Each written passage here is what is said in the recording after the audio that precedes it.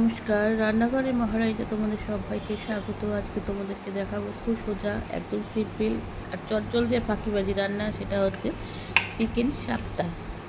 এবার চিকেনটা দেখো, আমি আগেরবার ইউজ হয়েছে, ব্যবহার হয়েছে, তা কিছুটা ছিল। কি করব, চটপট এটাকে রান্না করে নিয়েছি। আদা কুচি নিয়েছি, রসুন কুচি, ক্যাপসিকাম আর 3টে কাঁচা লঙ্কাকে মাঝখানে চিড়ে দিয়েছি। খুব একটা জিনিস লাগে না। আর পেঁয়াজ তো লাগবে, পেঁয়াজ তো অবশ্যই লাগবে। আর এর বেশি কিচ্ছু লাগবে না, চটপট রান্না হয়ে যায়। আর রাত্রে ডিনারে কিন্তু রুটি দিয়ে দারুণ যা লাগে খেতে। প্রথমে কড়াই নিয়ে নিয়েছি, কড়াইতে কিন্তু আমি সাদা তেল দিয়েছি, সাদা তেলে করব। তোমরা চাইলে কিন্তু বাটারেও করতে পারো, খেতে ভালো লাগবে। আর প্রথমে দিয়ে দিয়েছি, সাদা তেলটা গরম হয়ে গেছে, তারপরে কিন্তু রসুন কুচি দিয়ে দিয়েছি। রসুনটা একটু হালকা ভেজে নেব, হালকা ব্রাউন কালার হবে। তারপরে কিন্তু এখানে পেঁয়াজ কুচিটা দিয়ে দেব।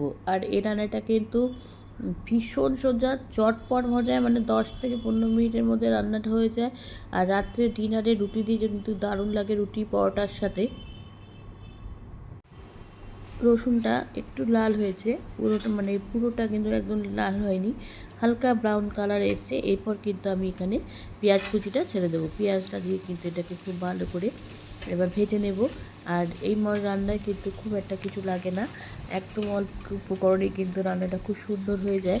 এরপর এখানে দিয়ে দেবো ক্যাপসিকামটা আমার কাছে অল্প ছিল, তাই জন্য অল্পই দিয়েছি শুধুমাত্র স্বাদের গন্ধের জন্য। পেঁয়াজটা কিন্তু আমার বেশ ভালো মতন ভেজে নিয়েছি, হালকা করেই ভেজেছি। এবার এখানে কাঁচা লঙ্কাগুলো, চিড়া কাঁচা লঙ্কা ছিল, দিয়ে দিয়েছি। দেওয়ার সাথে সাথে আমি কিন্তু চিকেনটাও দিয়ে দিচ্ছি। চিকেনটা আগে দিয়েছি, তার একটি কারণ, চিকেনটা তো ম্যারিনেট করা না, তাহলে একটুখানি পেঁয়াজ রসুনের সাথে একটু ভালো করে ভেজে নিলে চিকেনের যে মধ্যে যে আস্তে গন্ধটা থাকে সেটা বেরিয়ে যাবে। সেই জন্য এবার কিন্তু এটাকে আমি ঢেকে ঢেকে একটু রান্না করে নেব। এবার দিয়ে দেখো, চিকেনটা কিন্তু অনেকক্ষণ কিন্তু ঢেকে রেখে রান্না করছি। এবার ঢাকনাটা তুলে দিয়েছি, দিয়ে এবার এখানে আগে একটু নুন দেবো।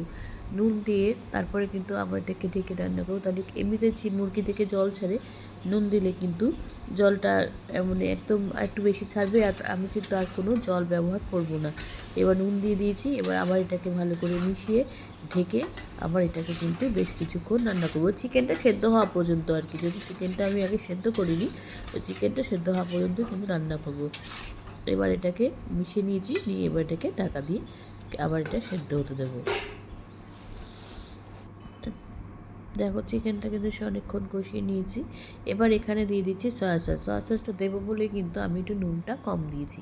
সয়া সসে যাতে নুন থাকে, সেই জন্য কিন্তু সয়া সস দেওয়ালে নুনটা একটু কম দিলে ব্যালেন্সটা ঠিক থাকে। এবার সয়া সস দেওয়া হয়ে গেছে, দিয়ে দেবো এরপর পেরি পেরি মশলা। এটা কিন্তু দারুণ স্বাদ, যে কোনো চাইনিজ রান্না বলো বা এরকম ধরনের চিকেন চাউমিনে কিন্তু পেরি পেরি মশলাটা দারুণ লাগে খেতে।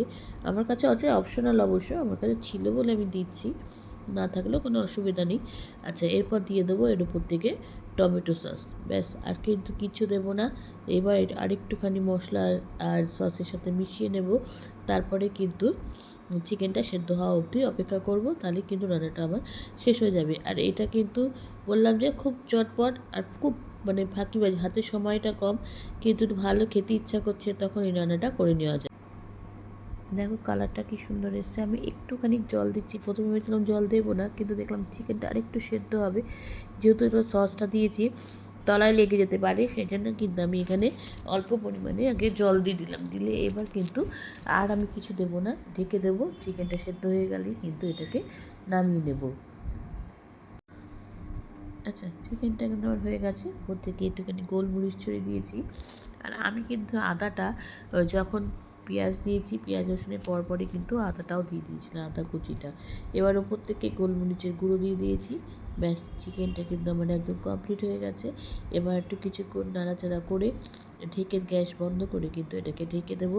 তারপর কিন্তু রাত্রিবেলা গরম গরম সার্ভ করবো রুটির সাথে। আচ্ছা, হয়ে গেছে আমার একদম চটজলদি রান্না চিকেন সাপ্তা। তোমরা কিন্তু সহজে এটা করতে পারো, খুব সুন্দর, খুব সহজ হয়ে যায়। বাড়িতে একটু চিকেন মোটামুটি সবার ঘরেই থাকে, এই দিয়ে কিন্তু একদিন বানিয়ে খেয়ে দেখো, সত্যি খুব ভালো লাগে খেতে। তাহলে আমাকে কিন্তু জানিও লাইক কমেন্টস আর শেয়ারের মাধ্যমে। তোমরা যারা আমার চ্যানেলটাকে সাবস্ক্রাইব করে আমার সঙ্গে রয়েছো, তাদের জন্য রয়েছে অসংখ্য অসংখ্য ধন্যবাদ। আর যারা করোনি, তারা প্লিজ চ্যানেলটাকে সাবস্ক্রাইব করে আমার সঙ্গে থেকো। তোমরা সবাই সুস্থ থেকো, সাবধানে থেকো, ভালো থেকো। চলি, টাটা, দেখা হচ্ছে পরবর্তী নতুন কোনো রেসিপিতে তোমাদের সঙ্গে।